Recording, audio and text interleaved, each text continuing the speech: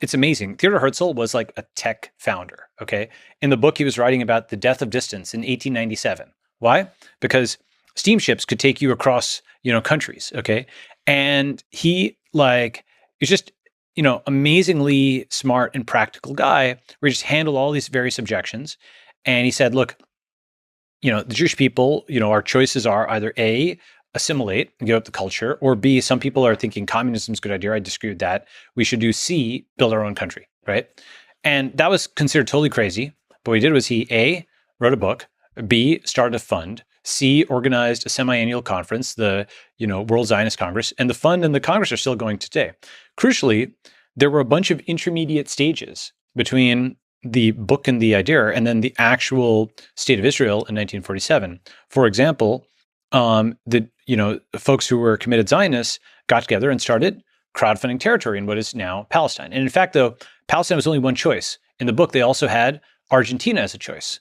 So this is my concept: cloud first, land last. And the land's a parameter you can choose, right? Other places that were considered at various points, like Madagascar, Birobidzhan in the former Soviet Union, right? So the land was a parameter. Palestine won out because of its, historical and religious importance. Now, by the way, one thing, I'm sure there's some fraction of viewers will be like, oh my God, like all the bad stuff that happen. I'm obviously not denying that there's enormous amounts of controversy and so on that attends Israel and whatnot. I consider myself generally pro-Israeli. I'd also consider myself pro-Palestinian. I fund lots of Palestinians and so on and so forth. So I'm leaving that part out, that huge conflict, or for now. Okay, and you might say that's airbrushing it. I don't mean it to do that. I'm saying here is the positive things they did. Can we take the positive and not have the negative? And I'll come back to how we might swap those parts out. But let me just talk about this a little bit more. So one of the things that happened was committed Zionists went and crowdfunded territory in what is now Israel, and they knit it together, right? Why? Because when you're physically present on territory, yes, in theory, like the British Empire was in control. They were the sovereign, okay? In practice, who were the boots on the ground, the facts on the ground, right? There's the people who are actually tilling the land and building the buildings and so on and so forth. Like who had the claim there is like the people who are present, okay? Now, this territory, this network of territories, eventually became the basis for, or part of the basis for what became Israel. Now, I'm fully aware that the exact configuration of what territory belongs to Israel, what territory belongs to Palestinians, this is an enormous topic of dispute, okay?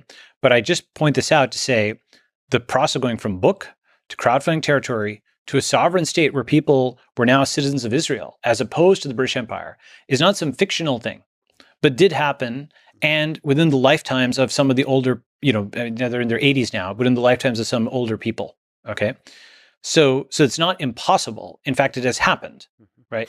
But for that step, then perhaps, hopefully, is a better example, because in this particular, like you said, land last, if I were to if I was an alien and arrived at Earth and say choice of land, maybe if you were interested in choosing a land that represents a network state where ideas that unites a people based on ideas, maybe pick a land that doesn't lead to generational conflict and war. Yes, so I'll get to that and point. destruction and suffering and all that. All this stuff. That's